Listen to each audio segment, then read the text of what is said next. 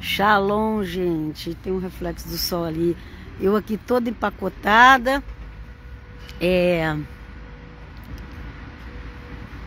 Fazendo as lives. A praça é frio, né? Ai, peraí. Tem que abrir aqui a Bíblia. Pra me pegar o livro que eu vou ler. Eita, já tá acabando. Já está acabando. Os livros são pequenos.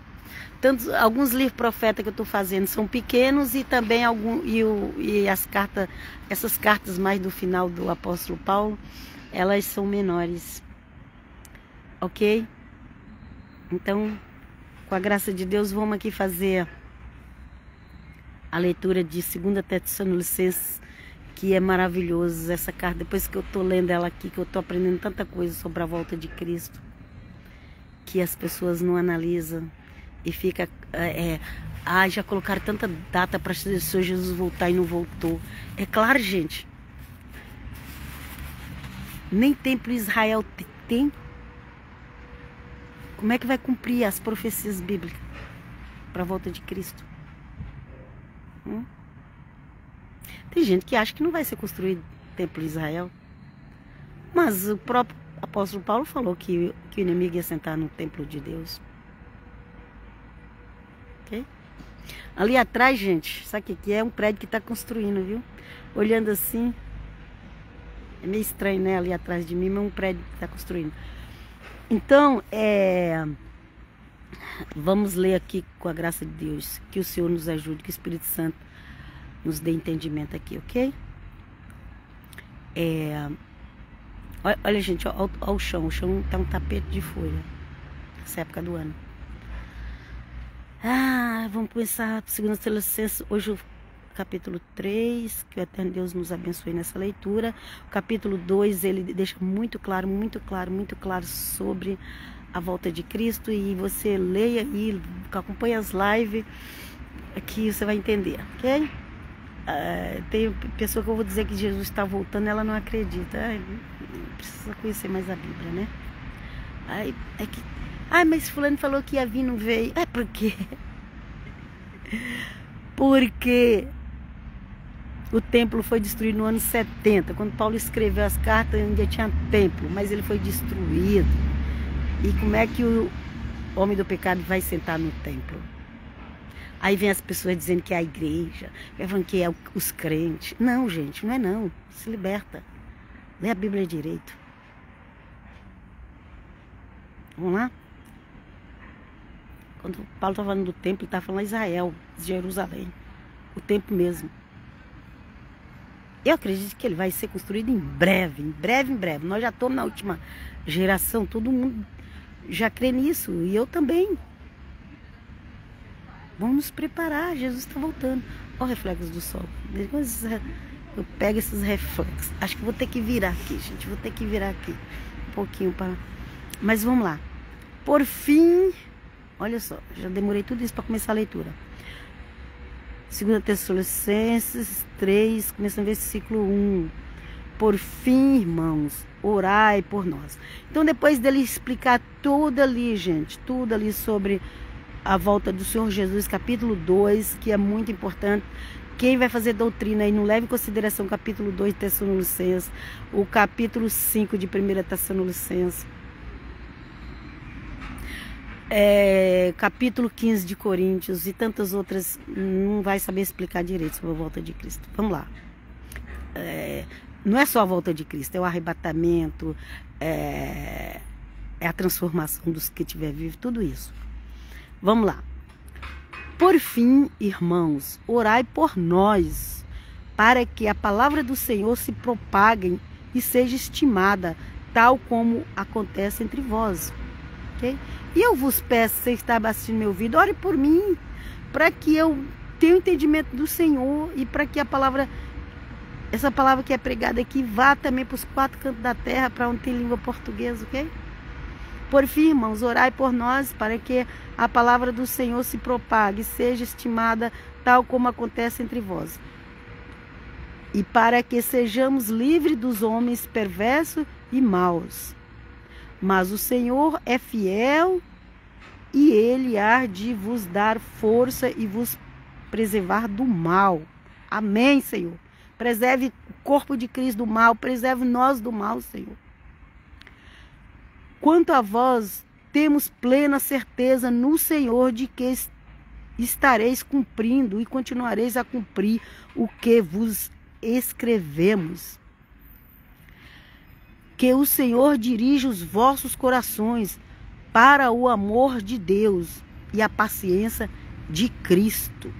Olha aí, mais uma vez, né? Nosso querido apóstolo Paulo sempre falando de Deus. Quando ele fala Deus, ele está falando do Pai.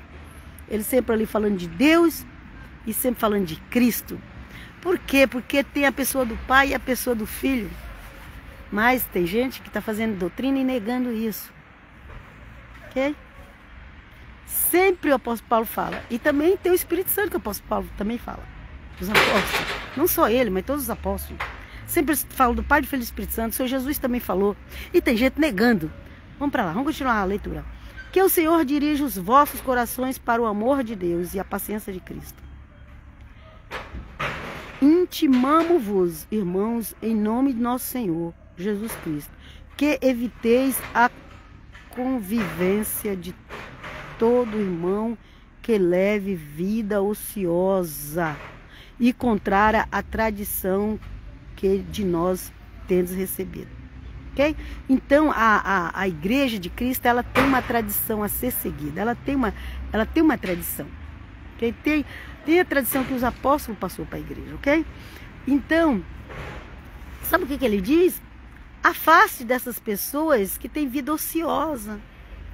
A pessoa que não tem compromisso com nada, tudo para ela tá bom.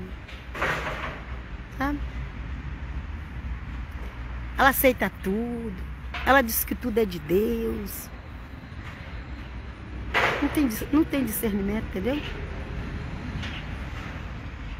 Nós precisamos entender o que a igreja também tem regras para a igreja também. Não é assim viver de qualquer jeito por aí, não. Ok? Essas tradições aqui eram algumas regras que tinha para a igreja. Você vai ver, ler lá, quando Paulo fala que a igreja de Coríntios, ele teve que pôr umas regras ali para aquela igreja. E nós aprendemos como fazer regra para a igreja através das doutrinas do apóstolo Paulo. Agora, se as pessoas inventar regra da cabeça sem ser... Você pode fazer regra para a sua igreja, não é proibido.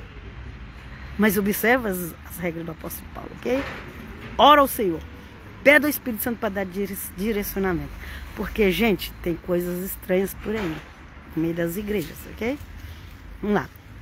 Sabeis perfeitamente o que deveis fazer para nos imitar. Não temos vivido entre vós desregradamente. O apóstolo Paulo, ele era tão fiel a Cristo que ele falava para a gente imitar ele. E ele morreu na fidelidade com Cristo. Não compara, não troca o apóstolo Paulo pelos líderes de hoje, que quer sombra e alga fresca, viajar de avião e ir para Disney. E trocar de mulher. Cuidado. Cuidado. Leia as doutrinas do apóstolo Paulo e veja como o apóstolo Paulo, apóstolo João, todos eles, como eles viveram para Cristo, gente. Veja como os pais da igreja, como os primeiros que estão vieram para Cristo, gente. Hoje em dia as pessoas estão jogando pedra nos pais da igreja, jogando pedra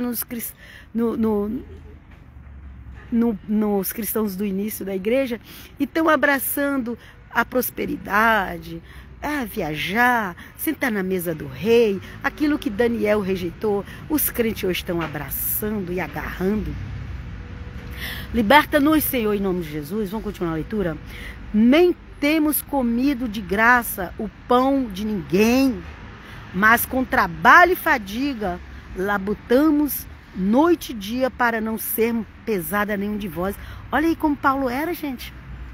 Olha como Paulo era. Tinha uma regra no início da igreja que um missionário, profeta, ele não podia passar tantos dias em outro local.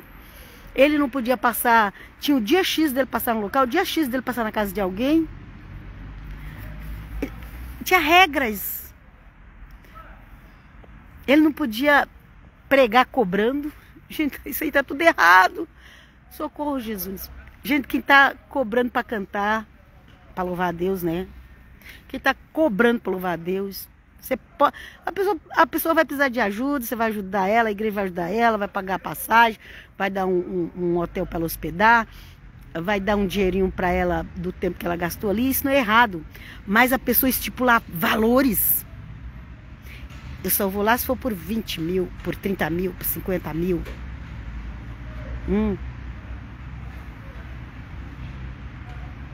E a igreja ainda sacrifica os membros para vender coisa na cantina, para dar 20, 30 mil, não sei quantos mil para essas pessoas. Que o eterno Deus nos livre. É sério, gente. Os apóstolos não eram assim, não. Você pode sim tratar bem o profeta, você pode ajudar ele, você pode até ver quanto que ele merece ganhar nesses dias que ele está em dedicação. Mas colocar altos valores e sacrificar a igreja para ter que pagar, os apóstolos não cobravam para pregar. Naquela época nem existia esse negócio de cantor gospel. Eu amo os louvores. E tomara que aqueles que realmente querem louvar a Cristo não se contaminem. Em nome de Jesus. Vamos continuar? Nem temos comido de graça o pão de ninguém, mas com trabalho e fadiga labutamos noite e dia para não sermos pesada a nenhum de vós. Não porque não tivéssemos direito para isso, mas foi para vos oferecer em nós mesmos um exemplo a imitar. Olha aí. Não porque não tivesse. Eles tinham direito. Ele está dizendo assim, olha, eu tinha o direito de vocês dar uma oferta para mim. É igual eu falei, você pode dar uma oferta para o obreiro, seja ele cantor ou pregador. Ele tinha o direito, mas sabe o que ele preferiu, Paulo? Ele preferiu não cobrar. E ele falou assim, não porque não tivéssemos direito para isso, mas foi para vos oferecer em nós mesmos um exemplo a imitar.